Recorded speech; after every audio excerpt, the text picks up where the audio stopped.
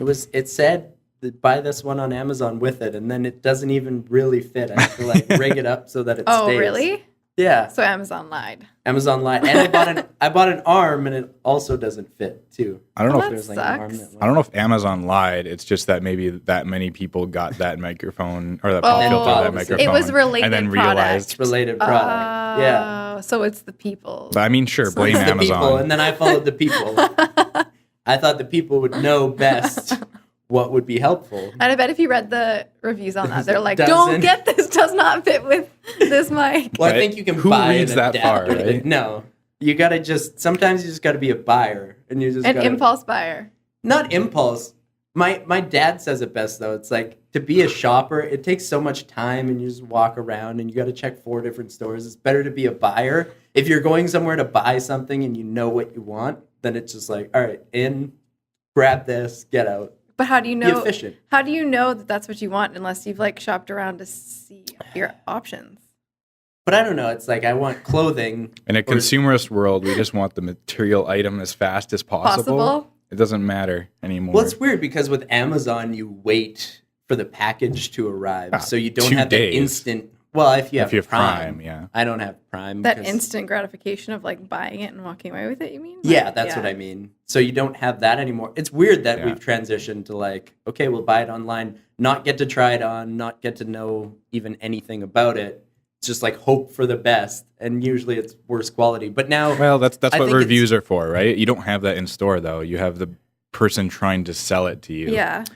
Yeah, but at the same time, you can at least try it on. The problem is now with all this like online marketplace is you don't get to, like, you don't know the quality, and then it's also now the stuff in store is so much more expensive that it's like almost unaffordable. Like, I don't want to pay $70 for a plain white T-shirt. It just seems ridiculous when I can buy online for $25. Hopefully it lasts.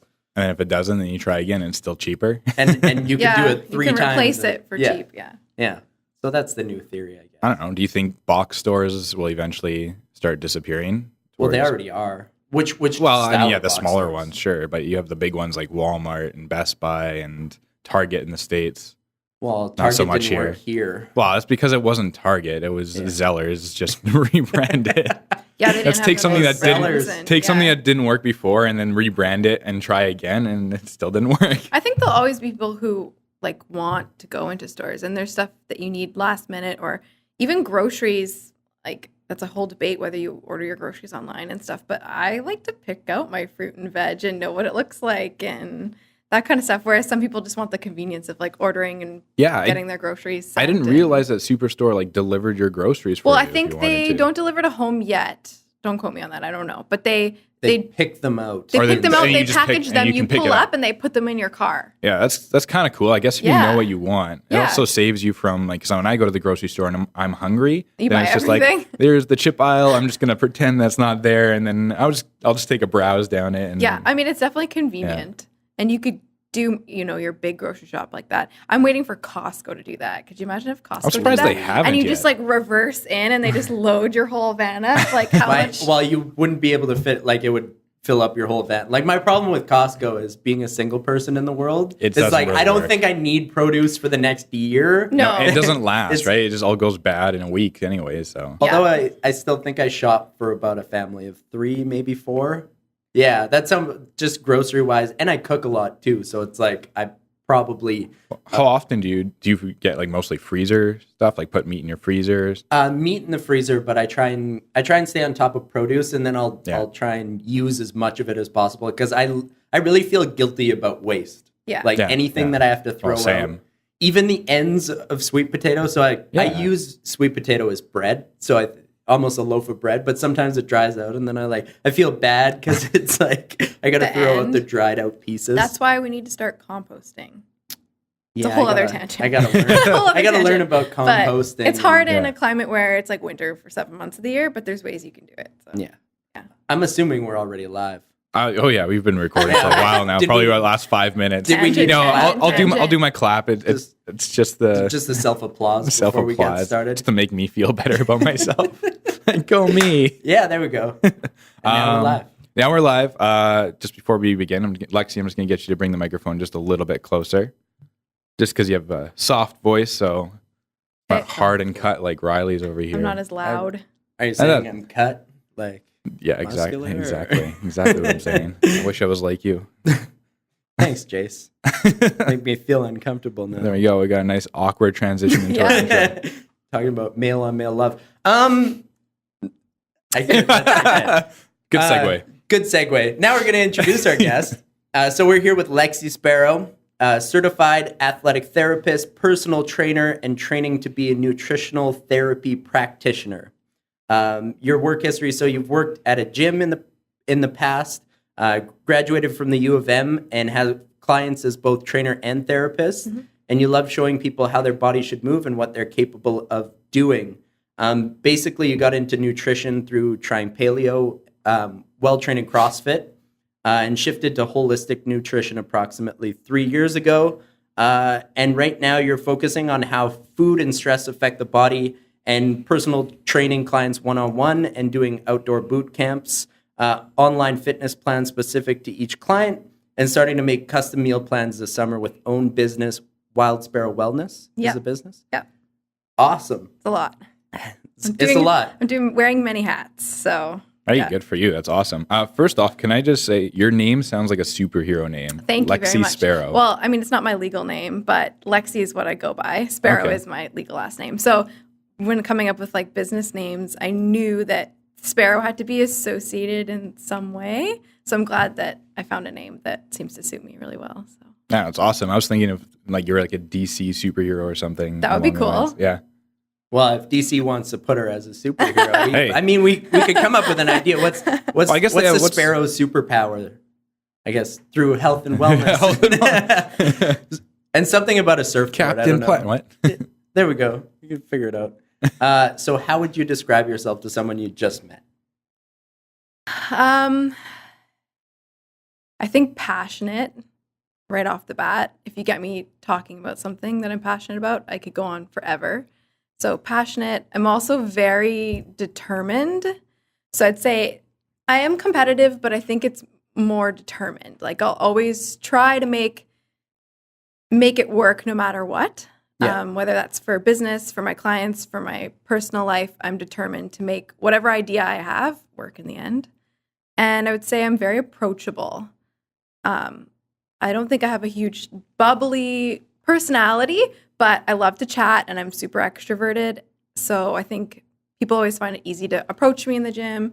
And then humorous. I'm always trying to make some kind of sarcastic joke or bring humor into it, especially with training and therapy and recovery and stuff too. So I think that's important, especially in training. I mean, you can't be super serious with your clients all the time. Yeah. They're going to be, I don't know, they're not going to have fun, right? You want to have fun with them. Yeah. I think I'm just open and honest. And that's what people have seen in me for years is that I'm not, Lexi the trainer and Lexi the athletic therapist and then Lexi on the weekend. I'm the same person all the way through. And that always has to do with like humor and making people laugh. And I do see that with people a lot as they put up a face when they're doing certain things. It's like you have the drill sergeant trainer and then they're really a good dude on the side. So it's hard.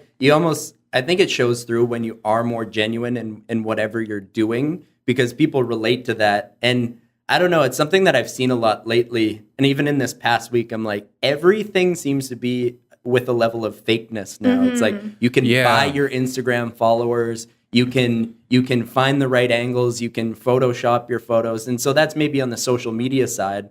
But it's like everything people project. It's like there's so many surgeries now to change your look.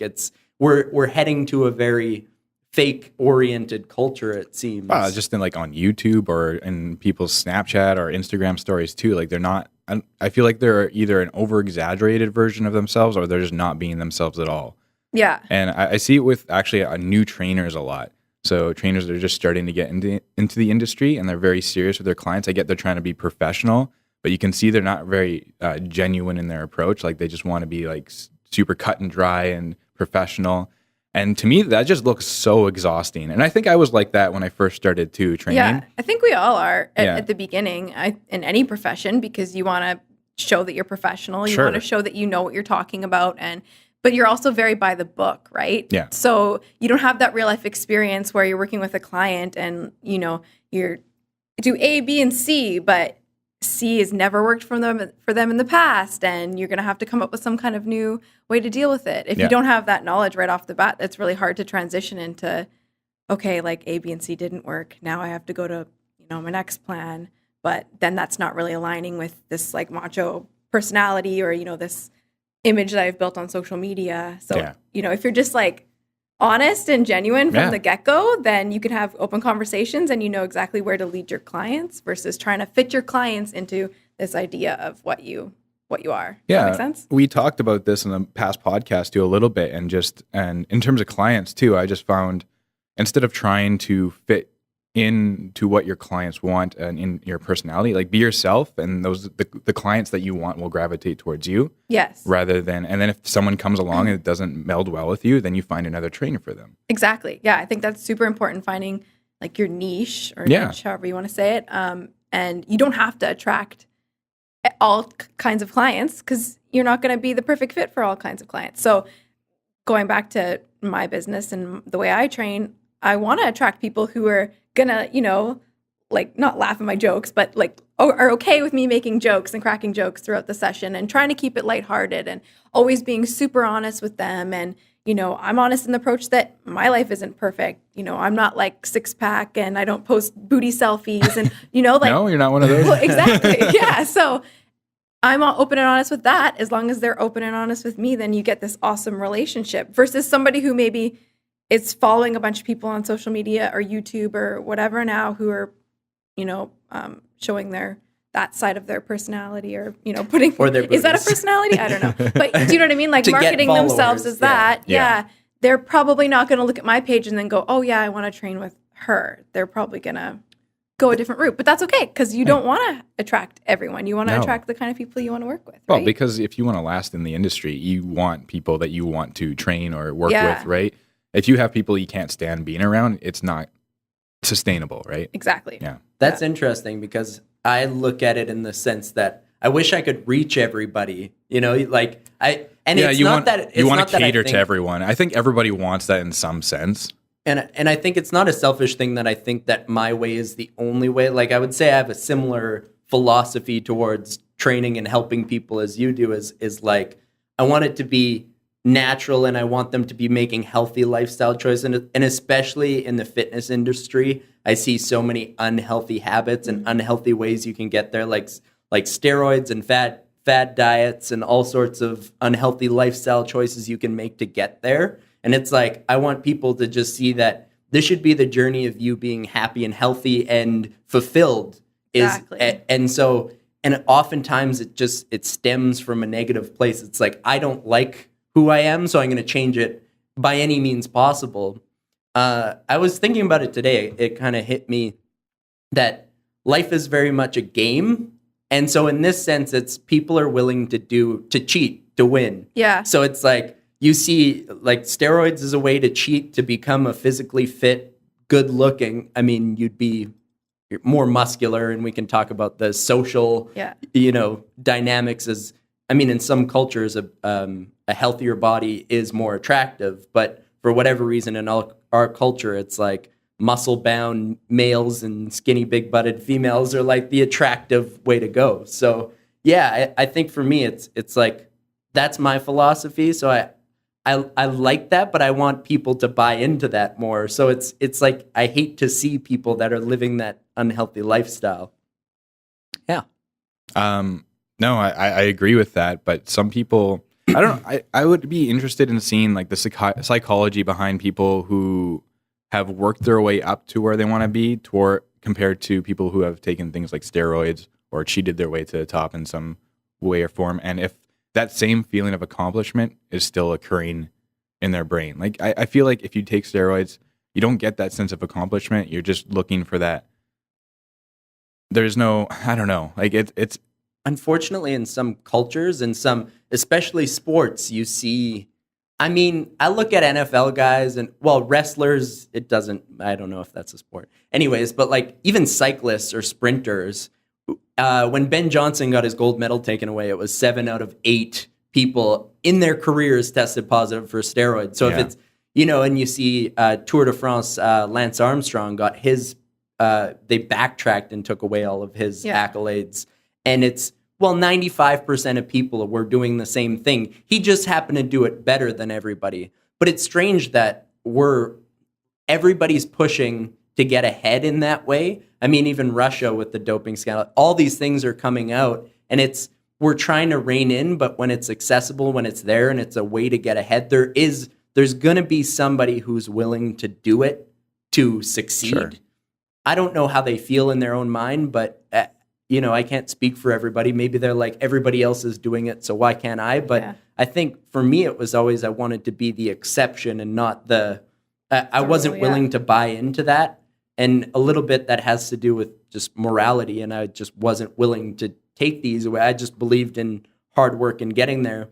But at the same time, I think I went through those same unhealthy issues with even body image, but like using vast amounts of supplements just to try and make up for it. Whereas now I'm like, let's see what I can do with diet, effort, and treating myself well, like not drinking every other night. And so it's the purpose has shifted a little bit for me, but even the getting there has shifted too. So yeah, that's my journey so far. Yeah, I think it also really depends on the situation. So it depends on where you're at in your life. Like if this is the first time that you've thought about making like fitness and health changes, and you've surrounded yourself with all these images of girls, on the typical Instagram fitness model or typical guy YouTube or whatever, and that's all you've kind of seen, then you're more likely to go down that path, at least in the beginning, right? And if you have success in it, then you might stay there.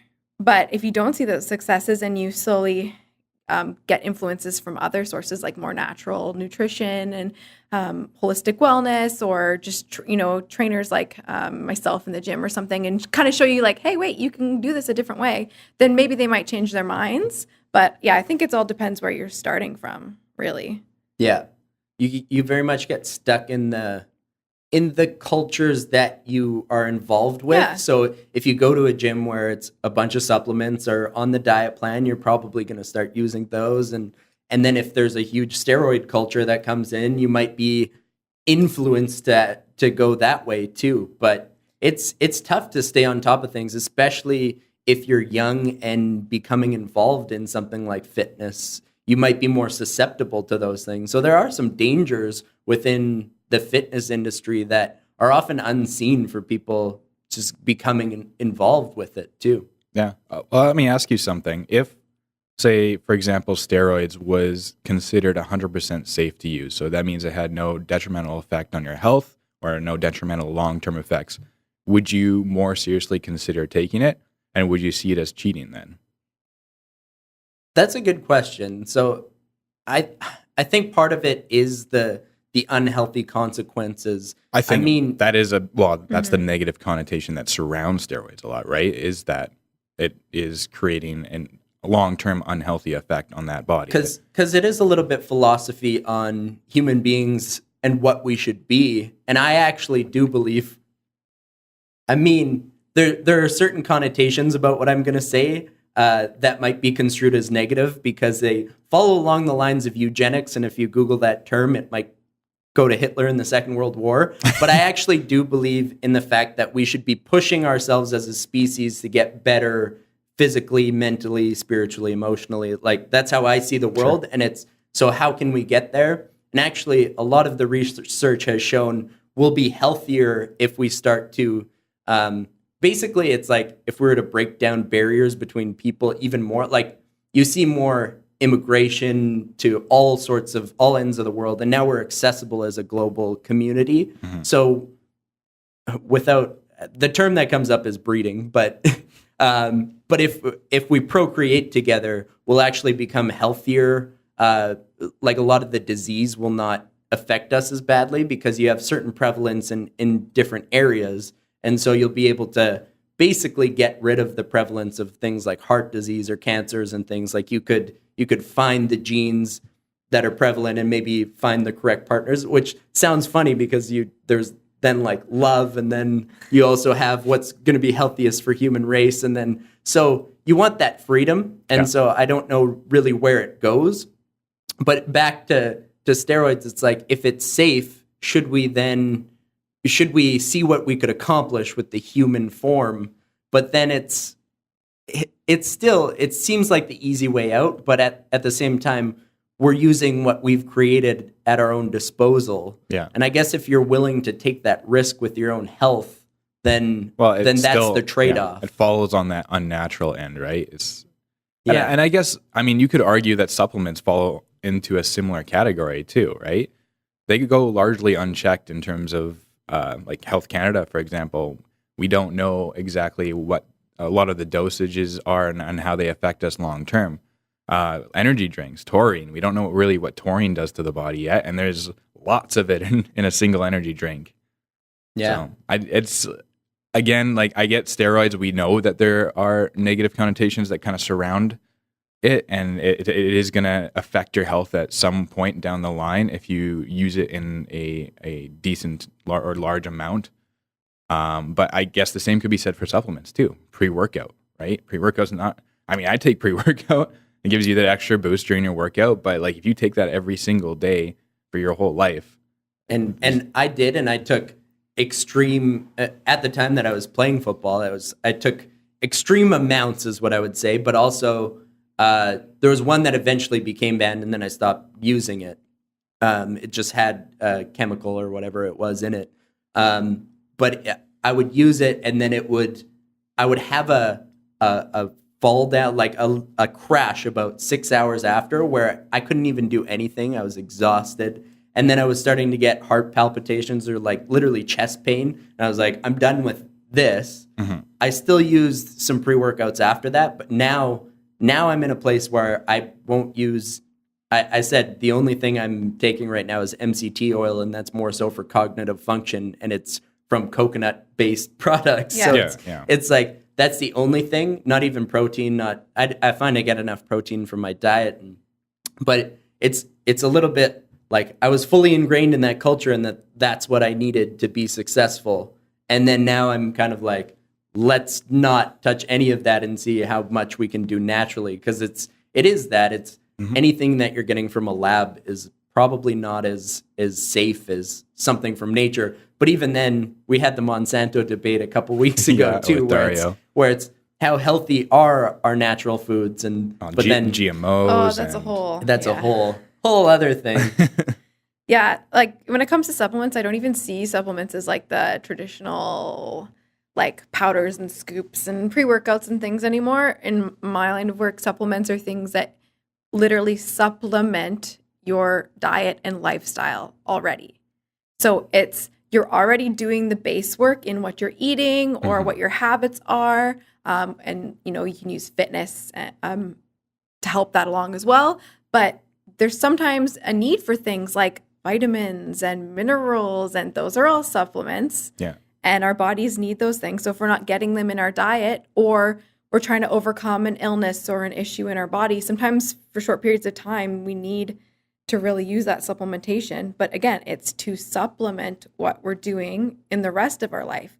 Because if you just keep pumping crap into your body and you're not really fixing the underlying issues, then nothing's going to ever work either, right? So if you need to get amped up for your workout and you're always taking pre-workout, well, like, why are you taking it? Is it because you're exhausted?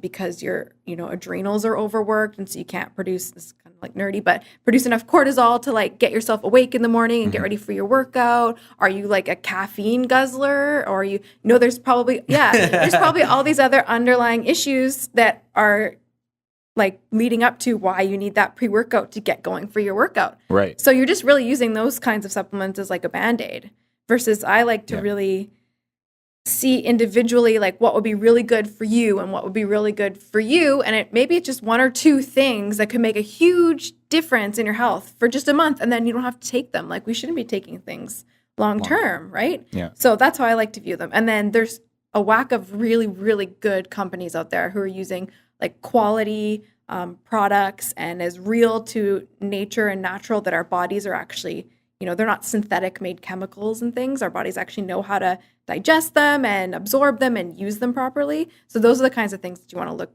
for when you're talking supplements, right? Not just like, oh, this one's on sale, or my biggest thing Buy one, is like, get one 50% yeah, my off. biggest thing is Costco. Like you buy those giant packs Oh, of yeah. supplements from Costco, and if you read most of the ingredient labels, you're like pissing out most of the stuff. Your body's getting rid of it because it doesn't really know how to use it, right? Yeah. So Yeah. And you you're can wondering pick one why or you're two running to the things. washroom every half an hour. Exactly. So again, I just like to use supplements to supplement what you're already doing instead of relying on the supplement, like protein powder. You don't want to rely on protein powder to get all of your protein. However, if you're on the go and it's convenient, then, and you have a good quality brand that's not full of sugar and other stuff, then why not, right? If you're already getting protein throughout your diet naturally, right? Yeah. I think that I like how you kind of broke down supplement as, and I think maybe they need to start finding a different word for the performance enhancing Yeah. Performance enhancing supplements. I guess, or something along the lines. But whatever. supplement is a very positive term, right? And it should mean you're supplementing what you're maybe missing or what you need more of from your diet, right? Yeah. And so, yeah, we've talked about this before too. If you can get it from your diet, then get it from your diet, right? If you can get it from your foods, obviously that's going to be your preferred source of that, whether it's protein or whatever, vitamin C, whatever you need, right? It should be used as a bridge, and I would say that you can do 90% of whatever peak capacity with just eating healthy and having a regimented fitness plan that you stick to. That will get you all sorts of results, and then maybe that supplementation could fill that 10%, or maybe you lack certain vitamins, minerals in your diet, and you can supplement with that. But that focus should be on the 90% and probably not the 10. If you're relying on pre-workout or a bunch of NO, like nitric oxide in supplements to get a pump, like whatever it is, if you're relying on those to try and increase your fitness and still eating McDonald's every day and whatever it is, you probably should realign those other things to your goals as opposed to just like throwing unhealthy or things that might have consequences down the road on top of it. Sure. I think it comes down to you need to start listening to your body, right? Mm-hmm. Instead of doing the Band-Aid situation. And you probably know a lot more about nutrition than I do. But in terms of just jam-packing, say, my body with pre-workout, like figuring out like what is it craving that I'm going to pre-workout, that I need pre-workout? Where do I need the energy? Am I not getting enough sleep? Am I missing a certain vitamin or crucial? Maybe my niacin is really low or something like that, right? Yeah. And like when it comes to pre-workout, just have a cup of coffee. Caffeine is in all of those pre-workout supplements. So if you are okay with caffeine and like have a really good cup of coffee, you could put your MCT oil in it or something that's going to give you a 1-up, but have a cup of coffee and then go train, and your body will know how to like process that for the most part. I even find I want to cut down my coffee content a little bit too. Just there's levels of caffeine. Like you shouldn't be relying on that for your energy levels throughout the day too. And so that's maybe one of my worst habits right now is just I need a cup usually to wake up, and maybe not need, because sometimes I'll go for a run and then I get that adrenaline kick. But it's like 1 a.m. and 1 p.m.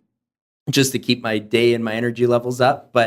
And I want to change that, but I don't think it's the time for it yet until these Spartan races and the season's over, and then I'll probably try and reevaluate and change that. That is like right up my alley. If you've been looking on Instagram of anything I've been posting lately, I really, really want to help people get over this like chronic exhaustion. Mm-hmm. So I've been through it. That's why I switched where I was working and went and traveled and took a break and tried to figure out like how I could create a lifestyle that wasn't this like, 60+ hour work week. We're all running ourselves into the ground. We're drinking 5 cups of coffee a day. And then on top of that, we're like trying to stick to these healthy diets that are usually restrictive in calories. We're trying to hit all of our workouts in the gym. We're trying to sleep more, but our sleep is pretty crap because of all this other stuff we've got going on. And then all of a sudden you end up being completely burnt out, or you just feel like chronically exhausted all the time. Yeah. And then you just keep adding more coffee and more caffeine, like all these different things to try and make it work. And so, we go highs and lows, like we'll recover from it, or we'll have times where we feel like totally fine with drinking coffee. And then other times where you're like, light bulb goes off. Maybe this isn't such a good idea. And that's really what I want to focus on in my nutritional practice is adrenal health and recovery, especially for people who are already active and already have one foot in the door of nutrition and fitness. Sometimes we're the worst because we're already kind of stressing out our bodies by working out and, eating restrictive diets and cutting foods out and things like that. And then you add like caffeine and exhaustion and things. It's not great. Can you break down just the basics of adrenal exhaustion? Yeah. Because I know that it's funny. I've never heard a term for it before, but I've definitely lived that a lot of different times throughout my fitness life. Yeah. So it's easy to think of it as like burnout. So that's the more like generic term that people use. And to actually be diagnosed with adrenal fatigue or adrenal exhaustion, it's kind of like a bubble. It's more like a syndrome. So it can encompass a bunch of different symptoms and stuff. So you don't really go to your doctor and they're like, oh, you have adrenal fatigue. It's usually more you have a bunch of different symptoms over a period of time that kind of lead you to that syndrome, if that makes sense. Yeah. So we can all go through periods of it, and sometimes there's a total scale of it. So sometimes, we hit that wall and we have exhaustion and it's only like a 1 or 2. And then sometimes it's like a 10, like we can't even get out of bed. People are like taking stress leave from work. And so there can also be within this syndrome, like a huge scope of a level of what you're at in this syndrome. So essentially you have these 2 pea-sized little glands. They're called your adrenal glands. They sit on top of your kidneys, so right on your back. They're responsible for your fight or flight response. So going back to like primitive and, running away from a bear or having to have that like hit of adrenaline right away, or when we're experiencing famine or any type of emergency or crisis, our adrenal glands would release cortisol, which is a hormone, and cortisol would, spike our heart rate and kind of rev us up, give us some extra energy. Cortisol and adrenaline are related. And we'd be able to like run away from that bear or put out that fire or survive long periods of starvation. So we should naturally have this stuff occurring. Like it's okay to have these little spikes in emergencies. It's built into our DNA. But what happens now is people have these spikes throughout the day all the time. So you have a cup of coffee and that spikes your cortisol. And then you are running late to work, that spikes your cortisol. You come in and you're stressed out on a project at work, that spikes your cortisol. So you have all these incidences throughout the day where your body's in that like fight or flight response and you eventually just burn out because your body can't recognize like, oh, my boss is mad at me versus I'm running away from a bear. It reacts the exact same. Yeah. So if we have all these incidences throughout the day over time, eventually our adrenal glands go like, guys, I can't do this anymore. Like I'm tapped out. I'm not producing cortisol anymore. That's enough. So we go from having this period of like being really hyper and jittery and we can't sleep. We're wired at night. Like it's 10 p.m. and all of a sudden we've got second wind and we have a million things going on. And then we come over that edge and our body doesn't produce cortisol anymore. And it's like, boom, now we don't have that response. So now we are stressed out, but we literally like can't get ourselves out of bed. We can't respond to that stress because our bodies are just so burnt out. Sorry, go ahead. No, you first. So nobody's really broken it down that well before of just the interconnectedness of all like the adrenal glands, of stress, of those of cortisol levels, and actually like in the moment when you're dealing with those stressful situations. It was funny. I was thinking of that effect on. Because whenever I start running, I find the first 20 minutes to 25 minutes are the most difficult. And then all of a sudden, it seems that something kicks in, and I feel like it is those adrenal glands and that cortisol that starts to spike, and that my body, you sink into it, and your body realizes it's running, and then all of a sudden, it like you get this spike of energy, and your body feels good, and the pain goes away, and then you can sink into that. And then sometimes it is that exhaustion point where you're then just pushing through because your body's been in this elevated state for so long. So it's funny that I can draw the parallels between all those things. Yeah. But then realize that if you're dealing with that throughout the days and you continuously have that, that's when you'll hit that exhaustion point. Yeah. So it happens over time, right? So our bodies are built to deal with this. we're built to be able to go hit a really high intensity workout.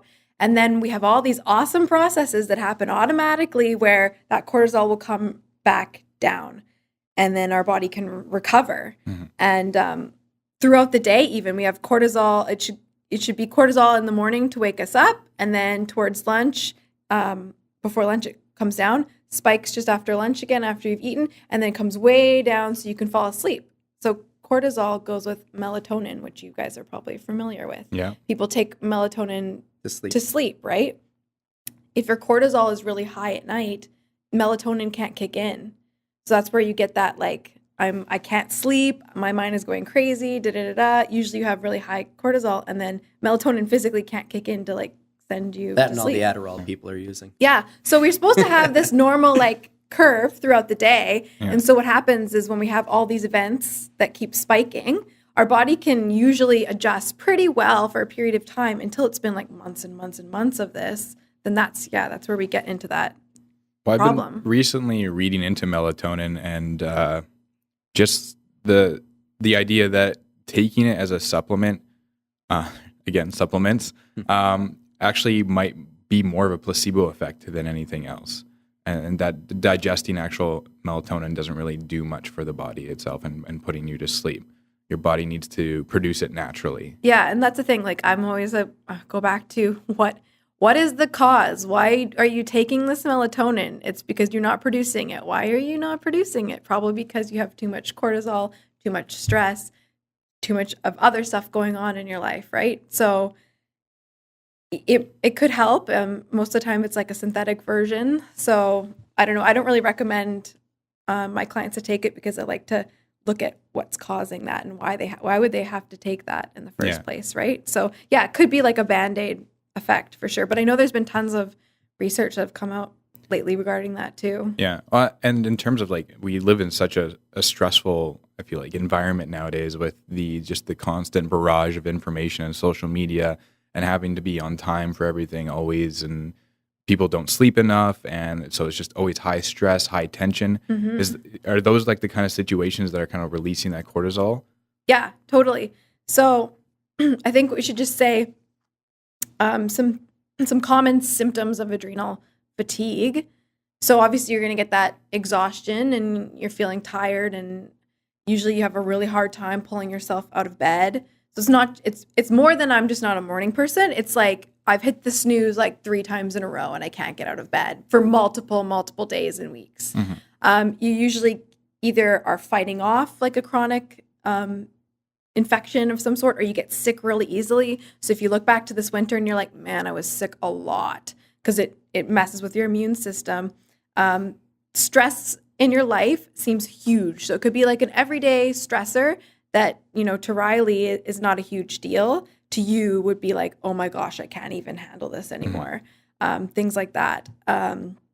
You can kind of almost get into like a depressive state because you're just feeling like blah. That's the best way to describe it, is just you feel kind of depressed. Your anxiety can get worse because you can't handle stress. Those are like the biggest things to look out for. And obviously we all have periods of time that we're going to feel that. I'm talking like if you're going on weeks and weeks of feeling this way, and then going into training, it totally affects our training. So there's burnout when it comes to training as well, as you guys know. And that's so related to this. So if you've been doing really high intensity workouts, or if you're overtraining, that will also have an effect on you. And then on top of that, this whole nutrition side of it, if we're restricting our calories or on a really strict diet, our body also sees that as a stressor. So it has to deal with that on top of everything else. So yeah, could be small incidents throughout the day that are going to spike your cortisol. But really what you want to pay attention to is like the big picture. How many of these events and how much stress do I have in my life? And not just stress like at work, but everything else we just talked about. Sure. Stress comes in many forms. Exactly. Stress management. I always stress that to my clients a lot too, and they're always overwhelmed with work, and they don't have enough time to get to the gym, and then they don't have enough time to make food or meal prep, and they don't have enough time to sleep. It's never enough time. Time tends to be the common reoccurring factor in a lot of things. And stress management plays a huge role in that. And I think people get so wound up in dealing with things they have no control over that they don't control it. And then it just adds up, it stacks up, and that stress gets more and more and more until they get to that breaking point, which is what you're talking about essentially. Yeah. But if you can learn to manage stress, it's not so bad. Like, everyone has financial stress, for example. I have bills to pay. I have loans coming out of my account that I have to worry about next month and next year, probably paying off my entire life at this point. But it's not worth worrying about 20 years from now or even next month. I have a job, right?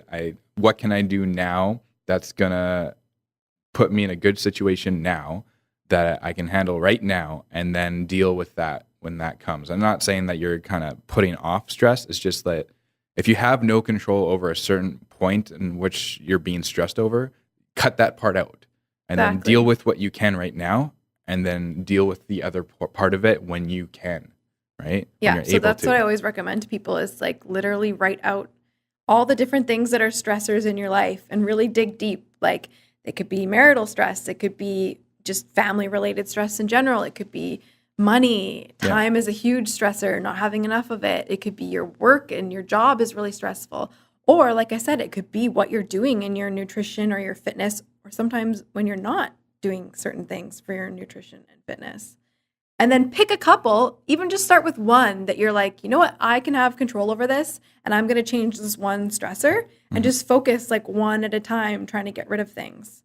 Because otherwise it's like super overwhelming to go and try to get rid of it. We're always going to have stress, and stress isn't always bad. No. You know, stress is great. Like working out should be a great stressor. It's when you cross that barrier into how it affects your body and your recovery after that it can become negative.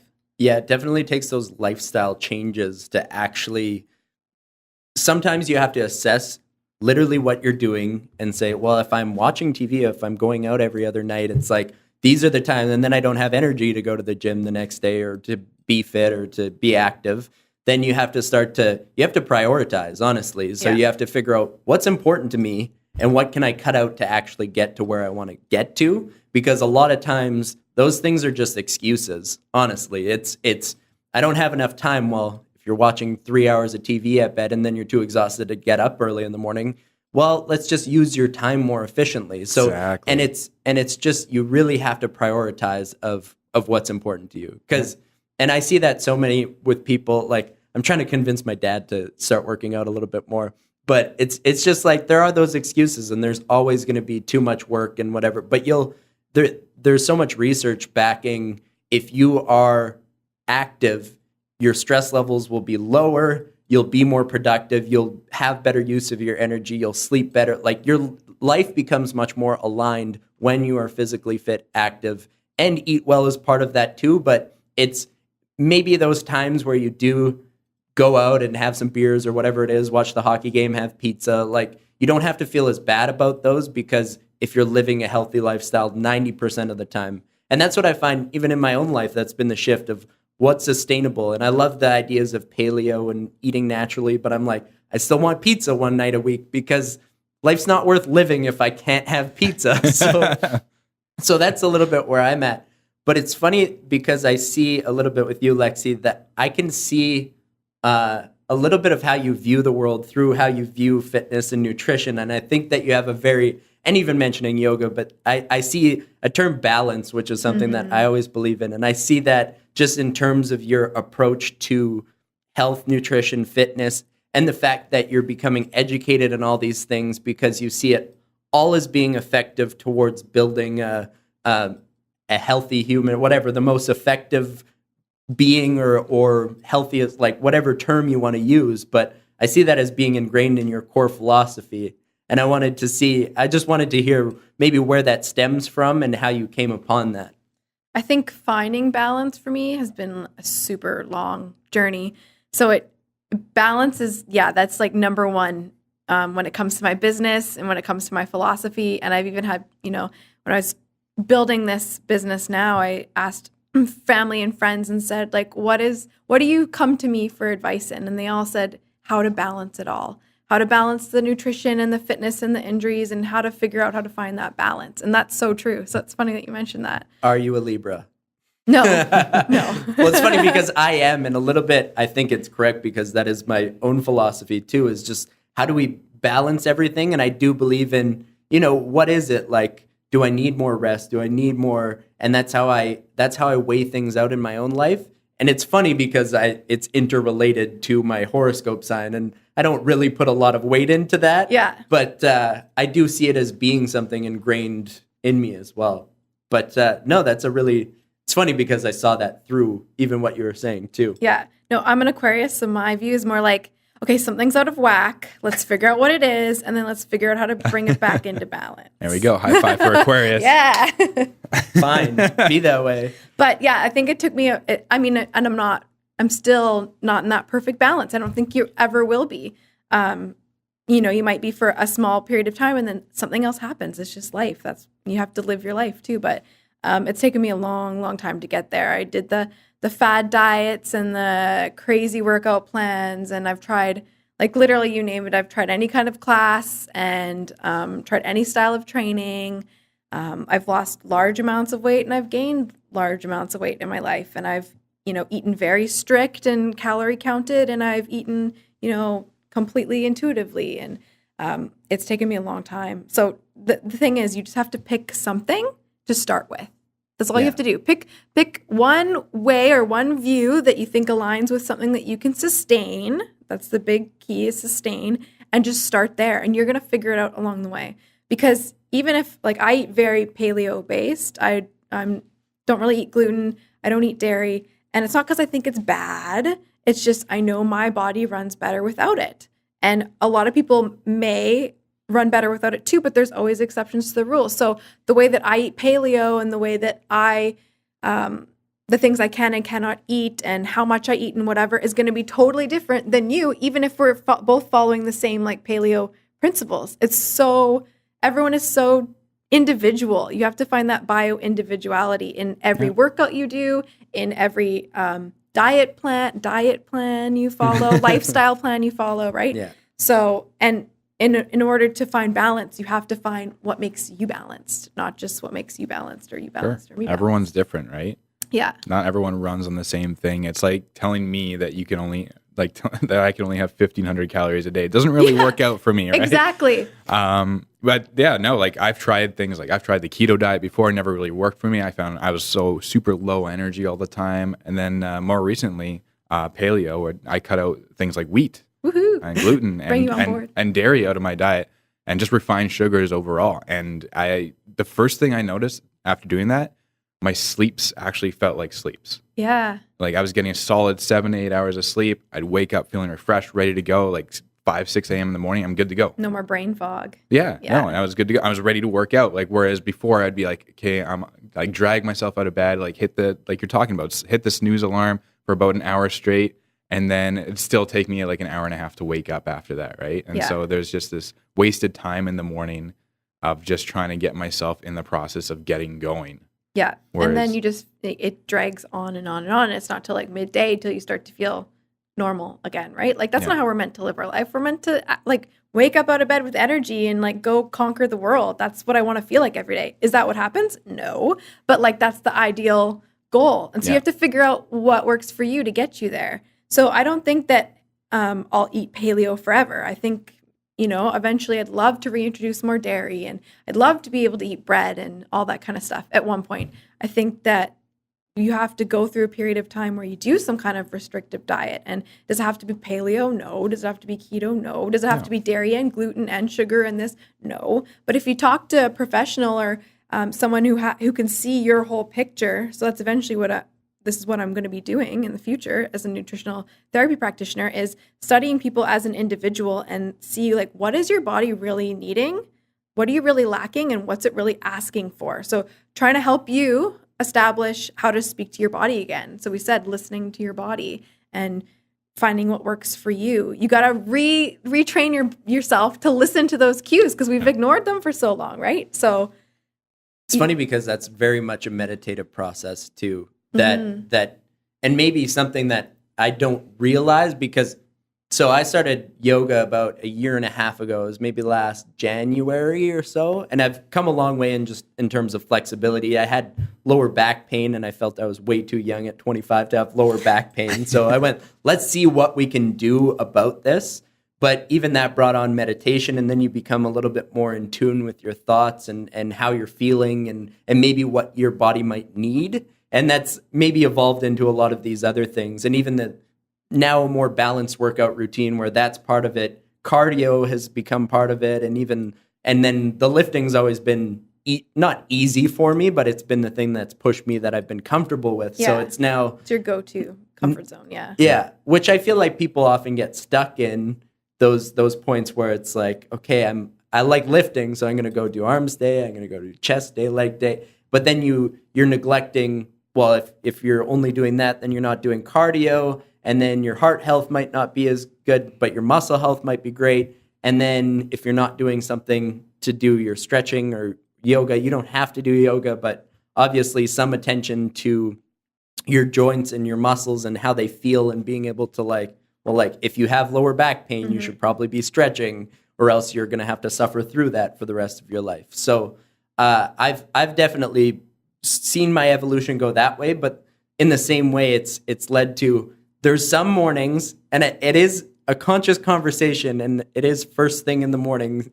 Sometimes at 4:30 a.m. when I'm getting up for runs or for workouts, it's like, can I get out of bed? I don't have a lot of energy, but am I making excuses because I don't want to get out of bed and it's easy to stay here, I'm comfortable, it's warm? Or should I just go push through and go for the workout? So it's having that conscious talk with yourself is like, is it because I shouldn't be working out because I've been pushing really hard? Or is it because I'm trying to make excuses and I should just roll out of bed, have a cup of coffee or whatever it takes to get going and just do the thing? That's always the Jocko Willink thing. It's just good. Like he always says, good. There's always some good that comes out of rolling out of bed and doing that workout, and go through the motions is one of his other ones. So sometimes you're just going to have to go through the motions. Yeah. Maybe, and I always find it is maybe that 15, 20 minute mark where you have to just build up and all of a sudden you're moving and your body gets activated and then you're awake and then all of a sudden you sink into the workout and have a great workout. Yeah. And then you go, well, I wouldn't have done this. I wouldn't have accomplished what I just did if I didn't get out of bed. So it's been that evolution, but it's staying on top of, okay, is it necessary for me to stay in bed because I'd be pushing too hard. My body needs rest. I need more rest. Or is it that I'm just making excuses again? It's finding that balance. All comes seriously. It comes back to it, right? And it takes a long time to figure it out. And so sometimes it's helpful to, have people who are going through the same thing. So if you have training buddies, or if you do seek outside help, like a personal trainer or a professional in that respect, to plan you a program and give you those options. So I always look for those signs in people that I'm working with. Like if they come in and they're just feeling exhausted, or they come in really stressed, or it's early and they're 15 minutes late for their session, might not be the time to rig up the sled and get them out there hammering away at an intense workout, right? But if you're on your own and you have a workout program and that's what's programmed, some people are just like, well, I just got to get it done. But right, it might not be what you need. What you might need is just some stretching and some mobility, even for the first 20 minutes. And then you might feel better. Or you might go, today I'm not feeling it, so I'm just going to do something light. And you'll feel way better at the end of it. But it's just trying to figure out when to push yourself, right? Yeah. And when not to. And it's hard. So I always kind of err on the side of, if you are feeling really tired and run down, just do something light and see how you feel. The world is not going to end if you don't do your intense HIIT workout for today. Chances are you'll feel better tomorrow. But at the same time, you can't just not show up, because then you're just making excuses too, right? So get out of bed, even go for a walk, get your mind going. If it's meditation, listening to a podcast, if you feel better, then go to the gym and do your workout. But you got to find that balance. I see that as being, you can have two different aims with fitness and workouts too. So you can, I come from the competitive background, and now full circle, I'm now focused on that competition. And now I've built a plan of how I'm going to be the most effective. And so I want to stick to the plan. Mm-hmm. the game plan, the schematics, the battle plan, whatever you want to call it. But it's so I would feel so guilty if I didn't do something on that. And I've been upping and challenging myself. And I've actually tried to make it as fun as possible and just do sometimes the most ridiculous things. Like the first time I did the run to work and home from work, which is 9 miles one way, 9 miles back the other way. And so the first time I did it, my body was hurting at lunchtime, and I went up and stretched and took care of my body, sat in the massage chair for as long as I could, and then went back down, ran home. And I'd done a leg workout the day before, so that might have been a little extra exhaustion thrown on top. But then I did it, so that was last week, like not just this previous week, but the week before. And then this Wednesday, I did a lift when I got to work and ran home. And just so it's upping the ante, so I called it my run, lift, run day. But it's like these fun challenges. And it's a level of, I don't know how sustainable this is long term, and I see it as building towards this challenge. So I'm like, let's get this in. Let's see how far we can push this, how much faster I can make my mile. But then there is that other side. If you're doing it for your health and you're doing it to feel better, to have more energy, to have less stress, like if you're doing it for the natural benefits, I would say, then it is completely fine. It's like if you're doing something is better than nothing. And if you are exhausted that day, you should know when to push super hard and when you should maybe take some time to, if you can't do that HIIT class, like you said, or you can't do a heavy lift, then maybe do a lighter workout, but you're at least there, you're putting in the time and you're going to get something out of it. Yeah. Well, even if it's just a stretch. And I recently took a course, last week. It was a 3-day course called Darby Training System. And for any new trainers who are in the field, I highly recommend taking it. It's $1,000 course, and it's only 3 days. You learn a lot, and it's just all about spotting postural issues and how to bring in mobility work and kind of alleviate it and work on those areas and what to look for in not only your clients but yourselves as well, and how you can improve as a trainer and just in fitness in general.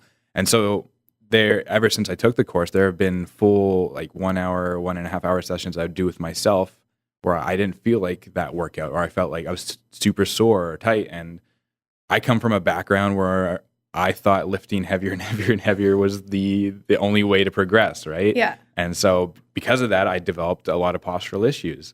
And upper cross syndrome is one of them. I have very intern shoulders, and it's gotten better over time. And because I've dislocated shoulder as well, it made it a bit worse. But through this stretching and stretching properly, you can kind of open it up.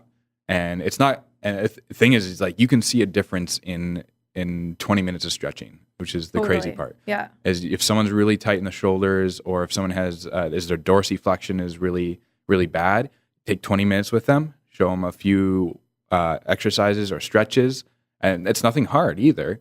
And suddenly their squat improves by 30%, and they're happy, you're happy, everyone's happy, right? Yeah. It's just crazy the difference you can make. And so if you don't have it in you to do that super heavy workout that you need to do that week, hey, maybe do some stretching instead, and see if you can increase some mobility in yourself, and then that way that lift is going to become more easier as well, and you're not putting so much stress on specific parts of your body.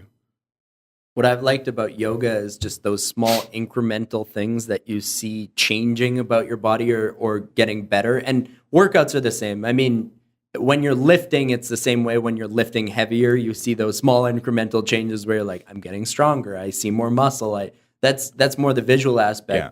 But I think that's with anything. So with yoga, it was like, all of a sudden I can do downward dog for a long period of time, or I can do a warrior pose and I'm not shaking. I can do it on my toe and push it a little bit further. And then all of a sudden I can do a full back bend. And it's like, I never thought I would have that kind of spinal mobility where I could do a full back bend and not be in complete agony or pain or anything. Yeah, measurable success. That's huge. That's huge. Like even with people trying to lose weight, I hate the scale. I know that's so cheesy and cliche to say now, but that just doesn't align with how I feel. I'll take measurements of clients. I think that those change so quickly, but I'm always like, I want you to pick something that we can measure in the gym. Do you want to go after a pull-up? Do you want to be able to back squat a certain amount? Yeah. Do you just want to be able to have full range of motion with your shoulders so you can actually do a snatch properly? Yeah. Like whatever it is, let's make it super measurable. And that way, every time you're in the gym, regardless of whether you're feeling 100% or you're feeling like, I don't really want to train today, we can always pick something that's going to work towards that goal. So going back to what you were saying about that course you took, I think that's brilliant that they're now offering something like that to personal trainers, because as an athletic therapist, I kind of merge, it's like blurred lines between my athletic therapy and my personal training now. And that's actually what I'm starting to offer is this training plus. So if you think that you're having postural issues or that your squat could improve or, you know, that your deadlift could improve or you're having chronic low back pain, it's not like, I need to go see my physio right now, but it's like always been there. Or when you start to exercise, you feel it.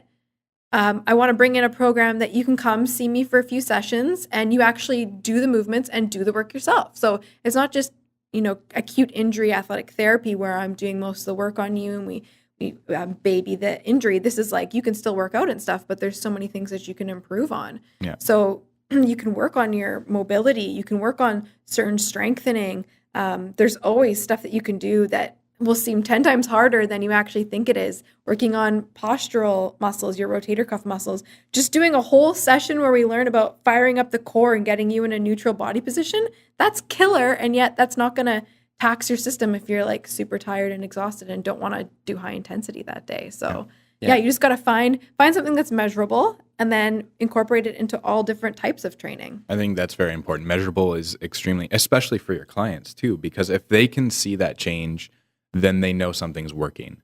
Whereas sometimes like the scale isn't always the best thing and someone's trying to lose weight and you could go a different route. And measurements are one of those routes. If maybe I've had clients that have lost maybe 5 pounds and they're not happy with it over a couple of months and like, well, I expected to lose more, but then their waist goes down so many inches and they're like, oh, but this changed. I'm like, yeah, because you're gaining muscle as well. And muscle is 3 times heavier than fat, blah, blah, blah, science stuff. Yeah, and I just think it's like so much easier, like focusing on a goal that you can actually see that you're getting better at. You're literally in the gym every day. You can see you're taking a baby step. I added 5 more pounds to this, or I increased my range, or even if you're not adding weight, like, wow, I feel really comfortable with this movement now. Yeah. And I feel confident in doing this if my trainer wasn't around versus like, I'm stepping on the scale again and it's gone up 2 pounds and then it's gone down 2 pounds and like, I don't want to go train. It's not doing anything, right? Yeah. So it stems from the person, but there are certain points where that can be a helpful goal to have. Like you think of women coming back from pregnancy and it's like, I want to get back to the weight that I was at. And so it's, you know, it doesn't matter. It's more so set the goal, stick to it. But then it's if it is a weight goal, you have to trust the process and just know that you're doing the right things. It is about those different pillars, diet and fitness and getting the workouts in. But it's not getting discouraged if you see that 2 pound increase. You really just have to stick towards it, do the right things and trust that you'll get there. Because with anything you might have discouragement. Even if it is doing a pull up or a chin up, it's like you might regress at a certain point or you might have an off day where you're not lifting as much. And that can feel like the end of the world, or you can go, well, I'm still working towards that. So it's having those goals, setting them. And you touch on a couple of different points, but I think of SMART goals, and I think it's something they always teach in schooling. SMART goals, specific, measurable, attainable, realistic, and time-bound. Yeah. I always struggle with that. Good job, yeah. So I think I just got at least 1 question out of 40 on the multiple choice exam. So we're good. I could go back to university now. Yeah. That's you learn that in training, the SMART goals and doing that with clients. Yeah, I think measurable is one of the most important aspects of it. Personally, and especially for myself and for my clients. But you also have to be careful too. So the scale is a great way to measure weight, sure. And you may not always see the change that you want. It also becomes easy to become obsessed with it. I know people that will step on it every single day. And I'm like, your body weight fluctuates so much throughout the day, every day. You can't go on it every day because it just becomes an obsession, right? And so with my clients, well, we'll go on the scale, sure, because most of them want to see some sort of weight loss on the scale eventually. So it's for me, it's a once a month thing with my clients. Like no more.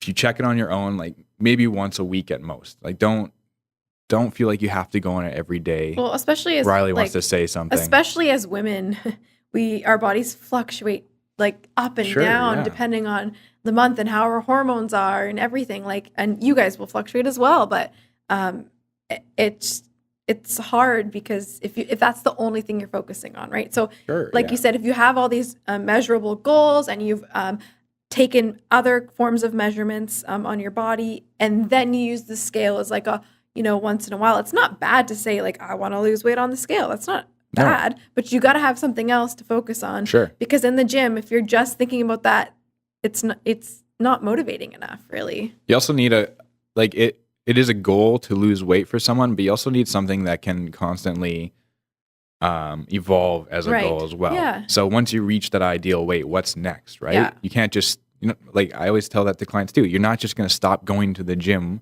Yeah, it doesn't work like now that. you have to maintain, right? Yeah. Yeah. One of my other pitfalls that I saw is the mirror is that for some people too. It's well, and I find people get obsessed with it almost similarly to the scale, is just, I want to see that I'm getting bigger and bigger and bigger. I think it's a very male oriented thing, and it might stem from playing with GI Joes too much as a kid. But it's actually funny because you look at North American style toys and you look at ideal body types, and Barbie is, we know that she's anatomically, she couldn't stand up, is one of the things. So the small hips, the big butt and big bust, and blonde hair, or you can have all sorts of different ones. Barbie has lower cross syndrome. Yeah, there's no Yeah, way she that's a healthy Barbie body. doesn't do legs. Barbie does not do legs, and Ken is just a gentleman, but he seems a little He's more just a realistic. He drives a nice Mercedes. They both do, whatever. But then G.I. Joe is just the typical male culture, like he's the soldier and he's jacked as all hell, and it seems that, well, that's our ideal. That's what we want to look like. We want to look like our heroes and the people in cartoons that we watch, or even the James Bond figures when you start to get a little older. And so it becomes such an unhealthy habit to just stress over the mirror. And I've definitely been there. I I have too. Yeah. I can say 100%.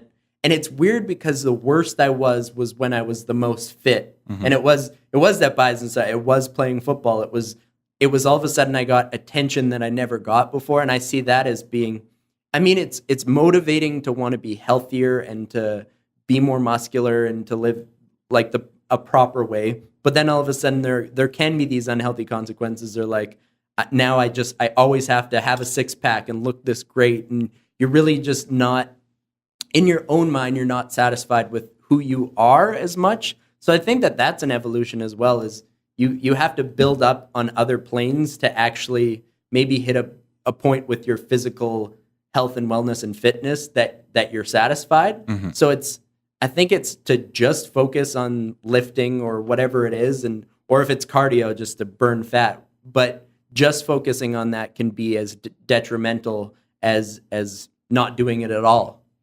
Yeah, I agree. I think to see long-term success from any fitness wellness plan, it has to come from a lifestyle. It can't just be, okay, I'm going to the gym or I'm going to change my diet for this period of time. It's got to be something that you could literally do for the rest of your life. It's got to be sustainable. Exactly. 100%. And maybe for a month, you might do something that's like, oh, I can only do this for a month. Like I can only cut bread out for a month or whatever. Mm-hmm. There's different seasons and different periods of your life where you can be a little bit stricter, or like you're training right now for something serious. So you can do these crazy workouts and then run home from work and stuff. Are you going to do that forever? No. But if you come back to the base and your core beliefs about fitness and your lifestyle and why you're doing these things, that's sustainable, right? Yeah. So just finding those things that work for you. One of the things I wanted to know, with all your certifications and training and everything that you've done, I wanted to know your viewpoint on how the general knowledge should be shared between things like athletic therapists, trainers, and then even other health professionals. So should there be more in-depth training for kin students, AT students in schooling, among the other things like nutrition and, well, just vice versa?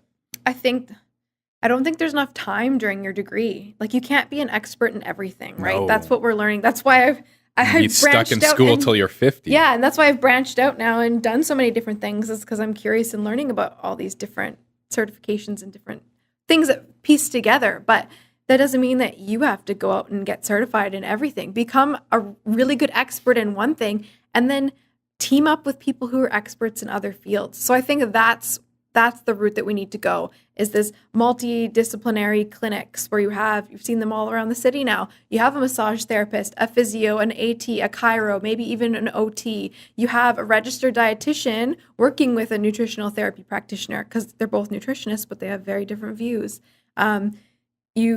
I want to see that more in school, where these like forums and these relationships are created. So, I'm in the athletic therapy program, you're in the rec program, you're in the phys ed program, but yet when we all graduate, we have this connection with one another. So down the line, hey, I have a client who, has been doing really well in athletic therapy, but I want to know how they can progress their fitness more. And then I send them to you, and vice versa, and create these relationships. Because you don't have to be an expert in referring out everyone. is huge, right? Especially if you don't know the answer to something. I don't pretend if someone's having pain in some area and I'm like, I have no idea. I'm not going to pretend that I know and say, oh, it's probably this. Yeah. I'm not going to go that doctor route. Exactly. That a lot of doctors do. That it could be this, just here's some pain meds for it. Refer it out to someone who might know, who might be a physio or athletic therapist, right? So I think that's the education that we need, is not necessarily more courses on nutrition or more courses on this or that. It's just create a community.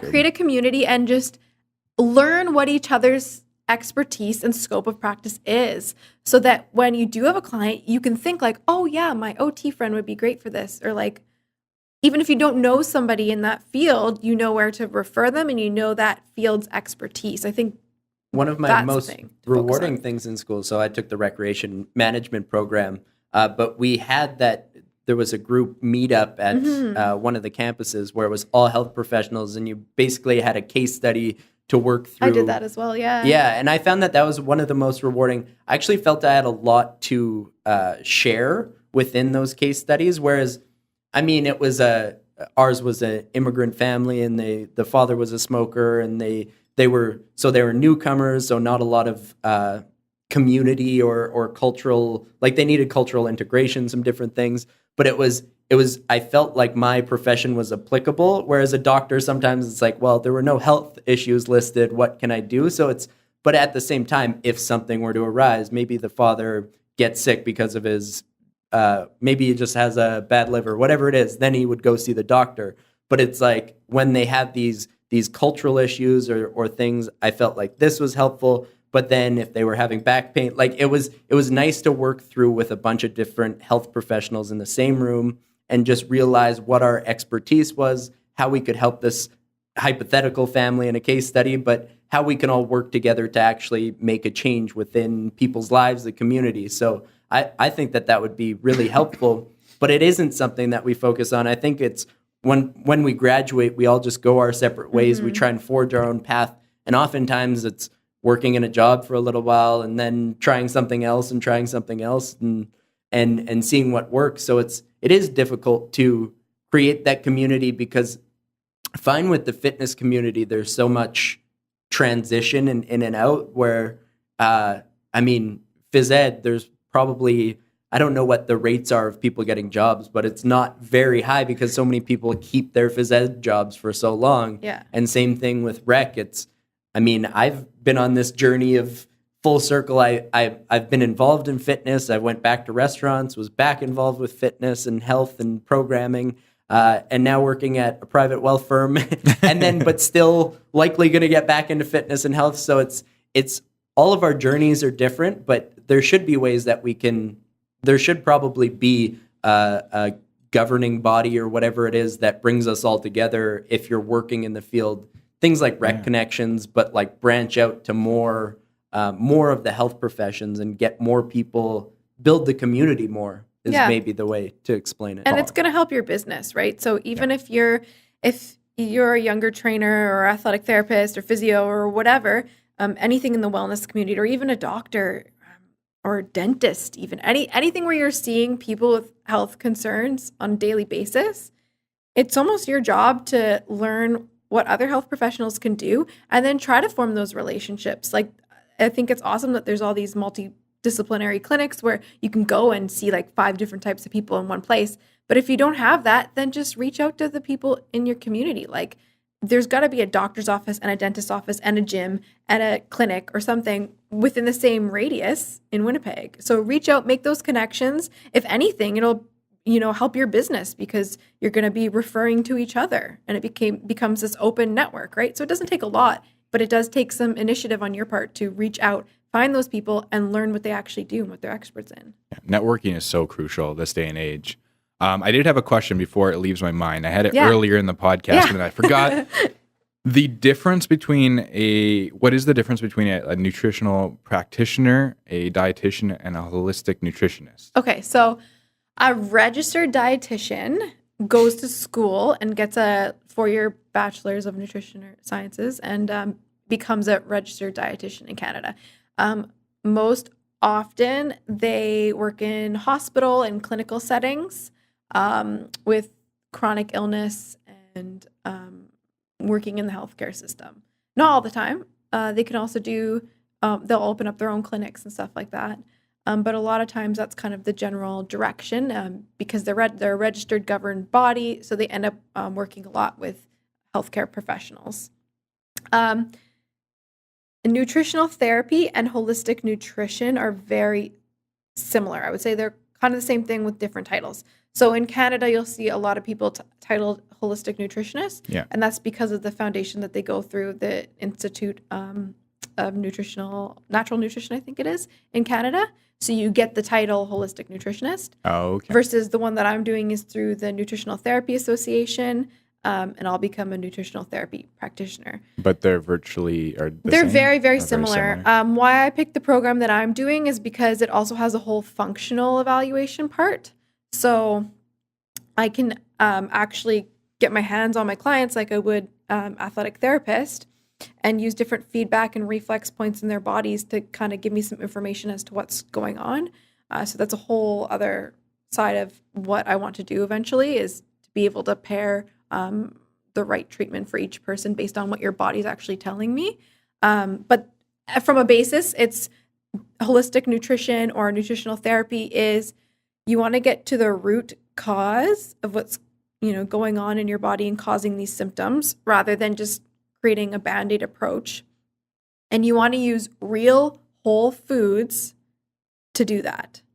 So from good sources, good quality foods, stuff that doesn't come in packages, stuff that you know the ingredients from, really simple, nourishing, that have vitamins and minerals that we need.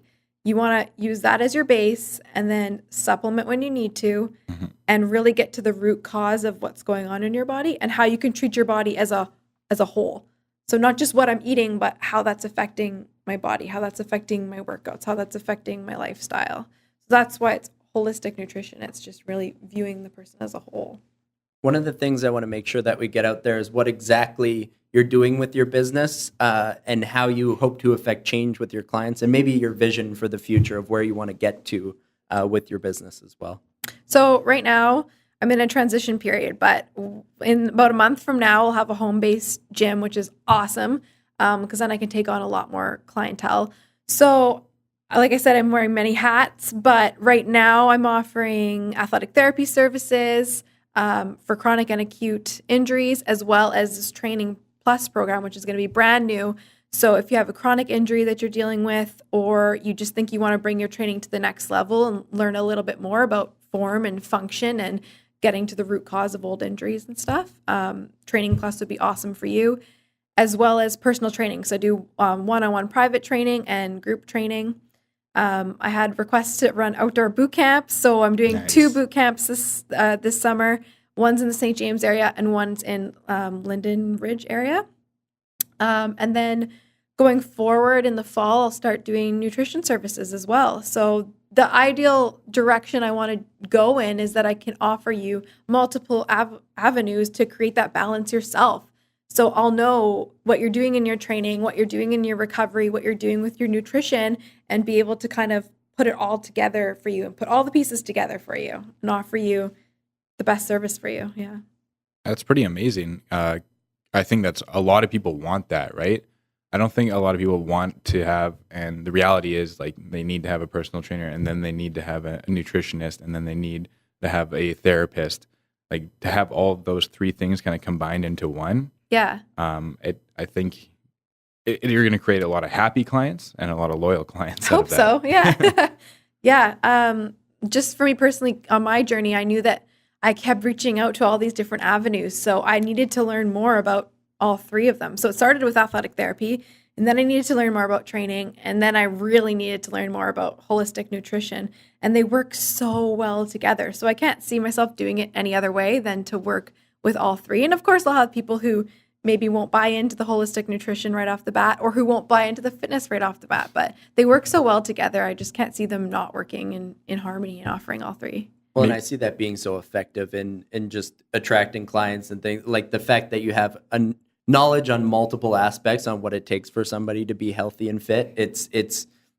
I mean, it just separates you from everybody else that's doing similar things, right? So as much as you can do that in the fitness and health industry, I think that that's important. So it's awesome that you've went on this journey. You've kind of figured out exactly what you're interested in, but how you can effectively create change in these people's lives, which I feel like is one of your goals as well. Definitely. Yeah, definitely. So I will be opening up tons more spots coming this summer to work with me. So if you're interested in personal training or athletic therapy or a branch of both, or even nutritional services, you can check me out online and Instagram and stuff. I'm always posting and your Wild resources. Sparrow Wellness on both, and .com if you want the website. Yeah, Wild Sparrow Wellness on Instagram and wildsparrowwellness.com. I also blog and try to put out as much free resources and information as I can for people too. So if you're interested in learning more about like adrenal fatigue and holistic nutrition, you can go to the blog as well and just read some articles. Yeah, that's awesome. There. One of the things I wanted to know with all your traveling, so I know you went to Australia and did some traveling even beyond that too. So what was the best thing you learned, or what was your favorite part of traveling?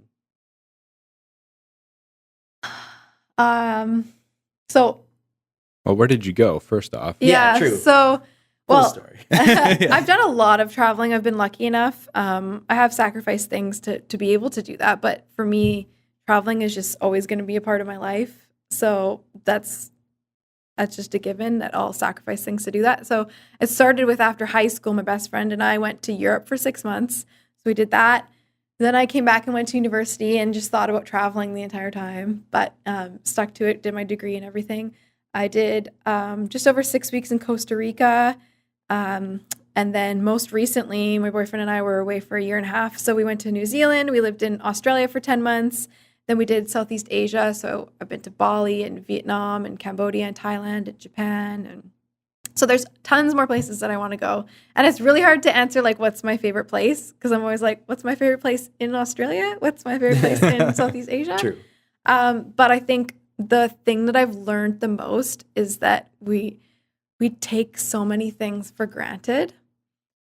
And I'm talking like, there's obvious things, we live in a first world country and we have a roof over our head. And even if we're struggling, most of us are lucky enough to have family and friends around us that will help us out. And, we have clean water and all that kind of stuff.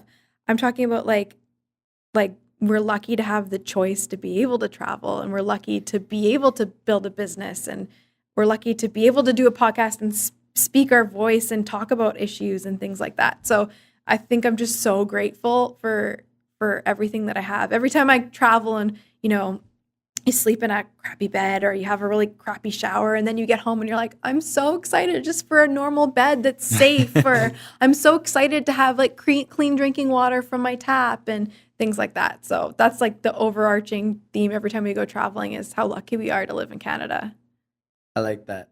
Are there any tips you have for travelers, or what should people know before they start traveling? The tip is travel. Just do it. Yeah. I think a lot of people spend their life wishing and hoping and planning for the day that they could do it. Mm-hmm. Just do it. Even if you start small, just do it. So people always go, I would love to be able to take 1 year off and go traveling. Yeah, well, it took sacrificing, it took planning, it took work, it took saving, and it has to become like a priority. So if you really want to go experiencing these new things and plan these trips, then just start doing it. You can start small. Canada is huge, and there's tons of places I haven't been to yet.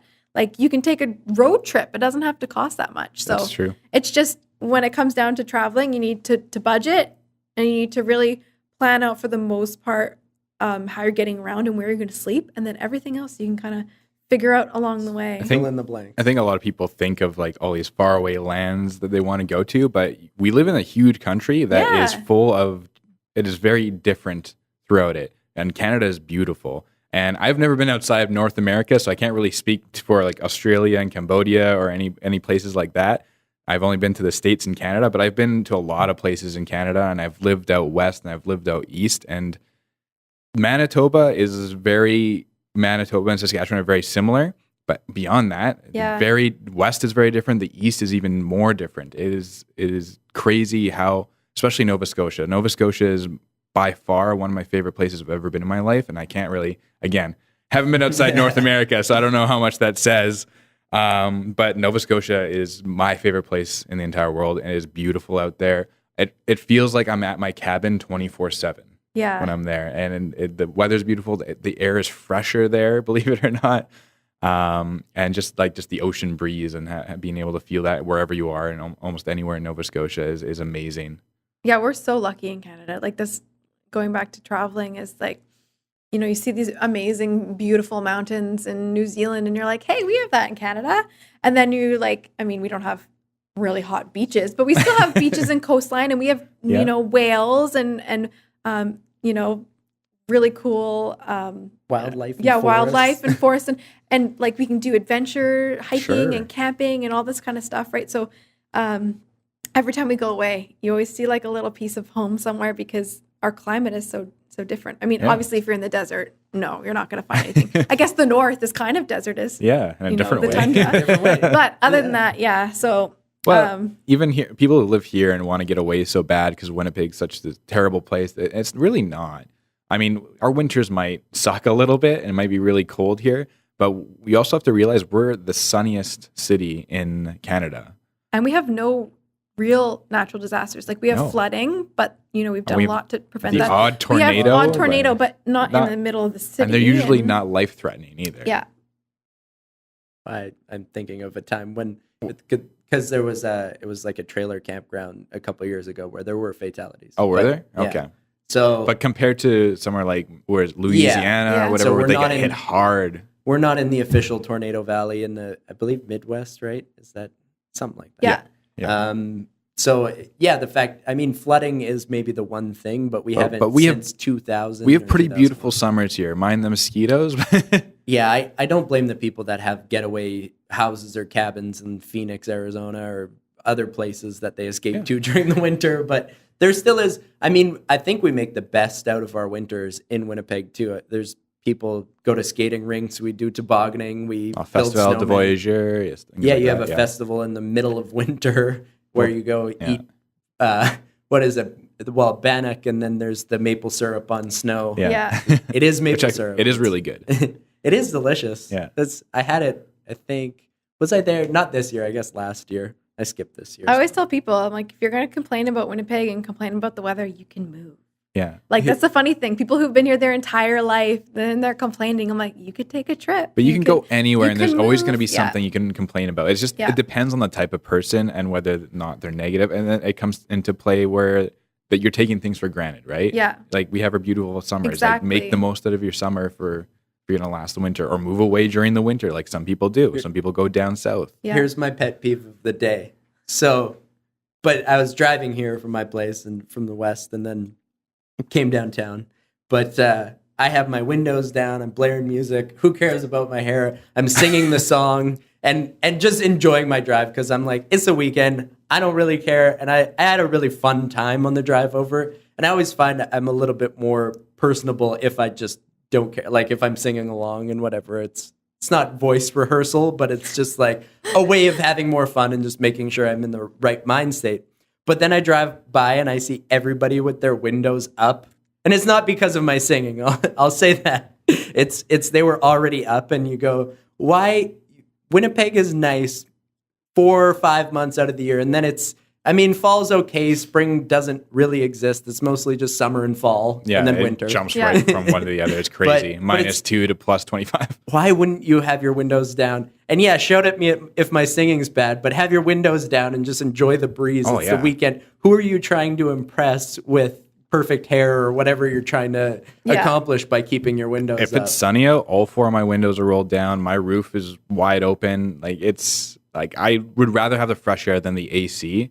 I don't know, something about air conditioning. I don't know if it's the Freon or whatever it is. Of it all. Well, it also doesn't make me feel very good. Like it almost makes me nauseous if I'm in air conditioned for too long, especially in the car when it's blowing right in your face. Yeah.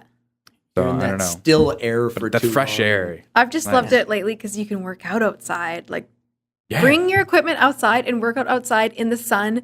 And even if you have the worst workout, you will feel so good after. Well, that's why I'm trying to figure out something with my clients and the good life in the area I'm around. I'm like, what can I do outside? Because it's a business park, right? So there's not really much. I mean, there's grass, but then it's like you got goose crap all over it. And Honestly, even just like a circuit where you can do everything on one yoga mat or yeah, a kettlebell. If you have one piece of equipment to bring outside, bring a kettlebell and you can do body weight stuff. And you can just, change it up and set a timer for yourself. Even if you're outside for like 20 minutes in this like little space in your apartment deck, like that's way better than being locked in a gym with like fluorescent lighting and stuff. My mom has a garage gym. And so for Mother's Day, she's really big into health and fitness as well. For Mother's Day, my siblings and I, we all went over there and it was gorgeous outside. And we did our first like real long outdoor workout. And so we've got like a sled we're pushing. This is like in a residential area too. So people are like driving by looking at us. Like we had the sled out, we had a kettlebell out, and it was a brutal workout, but it was so fun to finally be outside. But then you get the same thing. People are driving by being like, who are these crazy people? What are they doing? And then every second person will be like, oh, this is a home gym. That's awesome. I should go work out outside. So yeah. you just got to stop caring what other people think, right? Totally. I think that is a good lesson too, is just be unapologetically yourself is the thing that keeps coming up in my mind. Yeah. Be authentic, be yourself.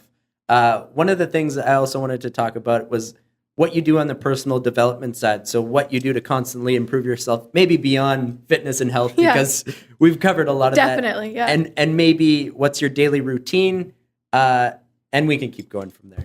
Yeah. I think personal development front, I didn't really get into until the last like few years. I always thought that I was going to be somebody who would work for somebody else because it would be like too much work or too much liability to own a business. But then once I got into the real world and realized like working for someone else is just not for me. Like I'm definitely an entrepreneur and I've only really developed that through personal development over the last couple of years. So I've become quite a podcast junkie. I don't listen to a ton, but the ones that I listen to like every episode. I'll play them in the car. And they're actually all like badass female entrepreneurs. Any that you can recommend? Yeah, I had to write them down because I'm awful with remembering names. I was telling Riley this. Like you could say like, what's your favorite band? And I'd tell you and I couldn't name like one of their songs, but I could like sing all the lyrics. So in terms of podcasts, one of my mentors and somebody I absolutely love to follow what she's doing, her name is Emily Schrom. She got her start on The Real World, like MTV The Real World. Oh, wow. Yeah. Throwbacks. Yeah, a real throwback. But she's a personal trainer. She's also a nutritional therapy practitioner. And she's built this massive, really cool online community, men and women, but really like trying to bring up women being like, you can be capable and you can be strong and you can be badass. So her podcast is called Meathead Hippie. And it's like the best of both worlds because she's totally like, she loves CrossFit and like working out in the gym and everything, which is, I do too. But then she's got this hippie side to her with the nutritional therapy where it's like holistic nutrition and wellness and that kind of stuff. So I like learning information and places to go from her. And in terms of like personal development, Amanda Bucci's Bucci Radio, she was a YouTube fitness girl who basically turned into like a really well-known female entrepreneur and took her business from like the typical booty selfie, like prep life videoing to teaching people how to grow an authentic business. So Bucci Radio. Earn Your Happy is Lori Harder's podcast. You might have heard her before. Yeah. She just came out with a new book too. Same kind of thing, just building like a positive vibe and a positive tribe. And it used to be called the Rich Bitch podcast, but I think the girl's name is Angie Lee, so I think she's changed it now to the Angie Lee Show. And then to throw some guys out there too, I love Chasing Excellence, which is Ben Bergeron, who's like the CrossFit guru trainer. Really, really cool for health and wellness and fitness. And then the School of Greatness. I'm sure you guys listened to that one. No, Lewis Howes. I know of it. I've never listened to it. He used to be a professional athlete. I cannot tell you what sport. I can't remember. Maybe baseball or football. That's bad. I should know. But he used to be a professional athlete. Now he's written a bunch of books and owns a few companies, and he's just become this like guru of bringing really cool, awesome entrepreneurs and personal development people together, and runs a really cool podcast called The School of Greatness. So I've been like addicted to podcasts and listening to that kind of stuff and just trying to see the world from a different perspective. So I think that's a huge part of personal development, right? You gotta realize like, oh, wait, we don't all think the same, because sometimes it takes a while to get there. And then you have to realize like, okay, so if I started to see the world through different glasses, what could that mean for me and what could that mean for people around me? So I think I've spent so much time on that in the last like 3 or 4 years that's really helped with growth. Nice. And so your daily routine, what's the typical I don't really have a daily routine because I'm all over the place. And I think that it's so funny. I'm very type A and I like to schedule things and plan things out. And then I like move things around all the time. I think that I have to be doing a new project or working on something different all the time. I do always finish what I start. I'm not like picking things up and dropping them, but I like to be doing a bunch of different things and wearing a bunch of different hats at one time. So if you could say like my ideal day would be being able to sleep in a bit and waking up without an alarm clock, which is still early, but not having to be anywhere first thing in the morning. Being able to cook breakfast. Breakfast is my favorite meal. Like I love to cook breakfast for other people too. So cooking a really good breakfast, having a really good cup of coffee, and then just getting after whatever project's on the list for the day. So I tend to work almost every day of the week, whether I'm working on school or working with clients or just working on personal development stuff. So it changes for every day, but I'm always working on something. Yeah, one of the things, it seems that you're adaptable, and that's such an underrated skill, is being able to, I think for me, the planning side never came naturally, and I had to learn that side of things, but I was always adaptable. And so I was able to apply that once I started learning to, sometimes things don't go as planned. Yeah. So you can just go, all right, screw this, let's do what I have to do, or find a way that works for me. So I think people often, it's like you come from a certain background or a certain place and you almost have to learn the other side, whatever it is. Yeah. So I even think of personality wise, it's like some people are too open and then people are going to take advantage of that. So you have to learn, when to be, it sounds bad to say when you have to be more closed off, but when you have to be able to stand more guarded, guarded or be able to stand up for yourself. Yeah. And not letting people take advantage of you. But there's all sorts of juxtapositions in all sorts of different character traits. I know there's the big 5 character traits, but there's also, you could probably measure almost anything and it's got its counterpart. And so being more, again, balanced. Yeah. Theme of the podcast today. It's funny because it's something that I believe to my core, as I've already touched on too. But it's just the fact that like, it's such a good theory on the world, because it's like everything only has its opposite.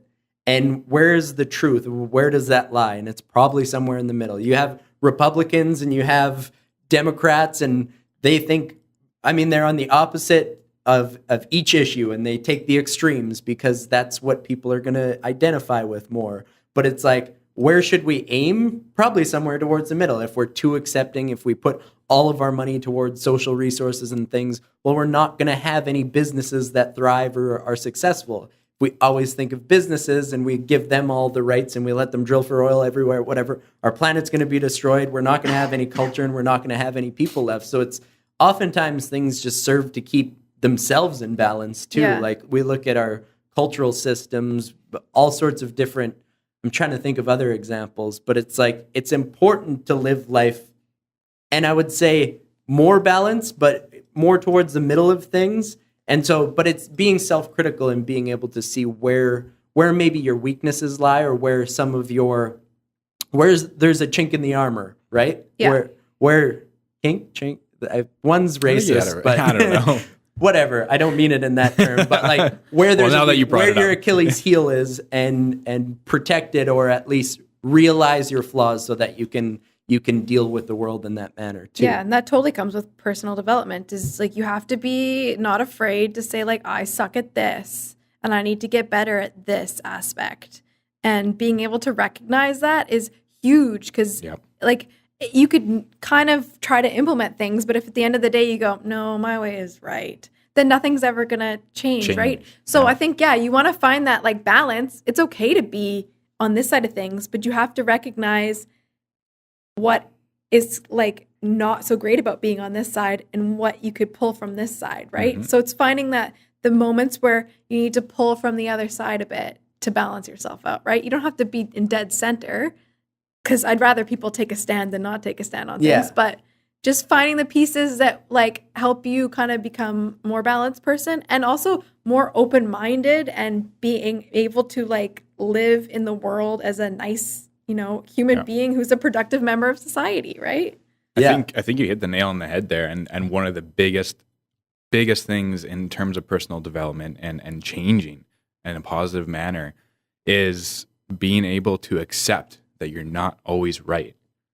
And people, I think that's the hardest thing to let go of for some people, because we're so stubborn as a species, I think. Yeah. And you want to be right all the time, but it's so freeing to find someone else's perspective and kind of be like, oh, I never thought of it that way. And it changes your world. It's crazy how much it can change you. Yeah, it can literally like blow your mind when you actually sit back and take in what somebody else is saying. Okay, but why they're saying that and how their brain is thinking, because then all of a sudden it opens up this whole other world where you're like, wow, I could think of all these other issues and problems that I have going on in my life that I've kept like hitting a wall. And if I see it from that perspective, even just a little bit, all of a sudden it's like, oh, there's the solution I've been looking Things for. suddenly make a little more sense, right? Yeah. That's why you have to have friends that are all different personalities, right? You gotta have in coworkers and family members, and you have to have people that you have the same core values and beliefs, and you might be more on one side than the other, but you need those people on the other side to kind of like balance you out. Yeah, and it doesn't mean you have to be put up with being put down all the time. No, either. It's constructive criticism, right? What does it comes down to? It's meant to build you back up. Exactly. As a better person. Yeah. So one of the things is learning from empathy, so being able to see the other person's point of view, and then it's the other side is being self-critical, which can honestly be one of the hardest things to do. It's hard to see yourself take a step away and just say, what am I doing that's not working, or that might be detrimental to what I want to accomplish, whatever it is, right? And so that journey can be one of the hardest ones too. And then having people that keep you in check, that's part of it too. So it's all part of the process is maybe the best way to put it. Yeah. One thing that I wanted to bring up a little bit on the same line, I looked at your website and it said that you watch a lot of Survivor and Big Brother. And I just wanted to know what is it that you like about it so much? Well, we were talking about this last night, that like I don't really have a favorite movie, and I don't really have like a favorite, normal actor TV show. I watch like tons of movies, and I appreciate TV shows, and I've watched all the big Netflix ones or whatever. But something about like reality TV, I am so addicted to. and I want to get this straight. Like I'm not like a huge Bachelorette fan, and all just those Big other Brother and Survivor. Big Brother and Survivor, I absolutely love, and I think it's because of that. Like, there's such a psychology aspect to it, and there's such a competitive nature to it. I was gonna say competitive, and there's teamwork involved. I guess you don't really get that in shows like Bachelor, right? Yeah, and so I mean, I don't think I'd be any good at either TV show because I'm too open and honest, and I would say how it is, and then people would be like, "We gotta vote her out right now." Like, I'm not very good at putting on this like facade. I think I would think I'm good at it, but I'm not. I'd like to like go in and beast in a bunch of competitions and stuff. But you never know. But I love watching it, especially Big Brother, because it's like 3 nights a week, and you get like so into it, and people don't understand it unless they like it. Some people are probably going to be like, oh, that stuff's crazy, but I'm one of those people. No, I absolutely love it. I've watched Survivor and very Big Brother popular, since I was like a little kid. My parents watched it. Like, I watched the first 2 seasons of Survivor. I remember the first one and then the second one, I think, which was in Australia. And I remember that guy who like breathed in too much smoke. And I think it was the first time they had to emergency like helicopter evacuate him out. Yeah. Yeah. I enjoy both of those shows, but I had the exact same viewpoint on why I like the show. So the psychology and the strategy and the social aspect of the game and trying to like solidify your place within the group. And it's very much, and again, one of the points I made is life is like a game, but it's very much chess, right? You're trying to move the other pieces and trying to solidify your spot and trying to make yourself, but all of a sudden, if you're the king, then all the eyes are on you and they're going to want to get rid of you. So it's seeing power dynamics and all sorts of things. So you can really sink into the strategy of the game, but even see into people too and what type of people they are. So and everyone plays different. And it totally depends on the season of people, depending if it's like the person who lied and cheated who gets to the end or the person who is open and honest. It changes every time. So, and there's that whole competitive aspect. You can't just be really good at like moving the pieces. You actually have to win competitions once in a while, or at least, align yourself with people who win a lot. And I think Survivor does a really good job of balancing those competitions, because there's always physical strength involved, but then there's the intellectual puzzle pieces, and there's like strength challenges, and then there's endurance challenges. Yeah. So you see a lot of the females towards the end, those are the ones who are winning the endurance challenges and outlasting the boys and stuff. Yeah. Versus, a brute strength quick challenge might be more geared towards like a physically fit male, right? So exactly. Yeah.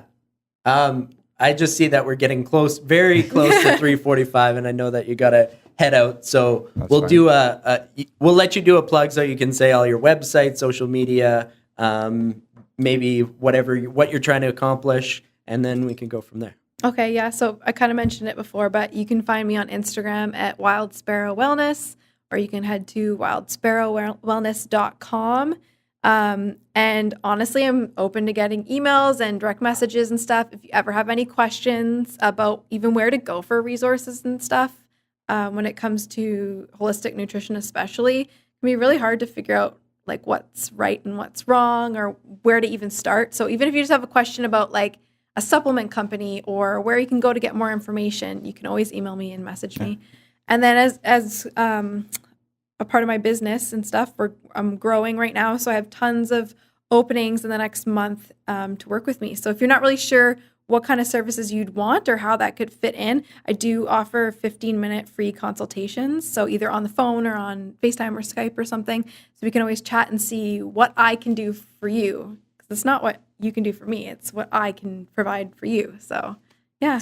What commercial is that from? Where this what Fidelity can do for you or something? Yeah. Yeah. Exactly. This is what Lexi can do for you. Exactly. Just take out Fidelity. Who cares? Yeah. And then you can find us, Be the Change YPS on social media, both on Facebook and Instagram. And our email, as always, be.the.change.yps@gmail.com. You're getting really good at that. Should I be a car salesman or something? Sell things? Yeah. Yeah. So maybe a future career for me. The volunteering went amazing at the Andrew Dunn Walk, and such a awesome event in Oakbank. But just seeing the community and how people have rallied around an issue that's very serious, and talking about mental health issues and suicide, and actually had a very, very engaging conversation with some people there about how mental health has affected all of our lives, my life particularly, and then their lives as well. And it was very, very honest and revealing. And who thought you could have that type of conversation with a stranger going into that conversation? So that was an amazing experience. And so basically get out there and help each other out, and let's end the stigma on mental health. Let's open up the conversation, and even within your own families or whoever, let's start having those conversations. So just wanted to share that with people as well. But as always, thank you for listening. Yes, thank you. And thank you, Lexi, for coming on. Thanks for having me, guys. It was amazing. Yeah. First female. First female. So you get the crown or something, a sash, whatever you want. We'll figure something out, right?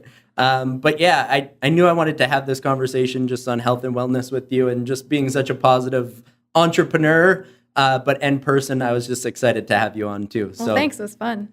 It's really fun. Awesome. Well, take care. Yeah, farewell.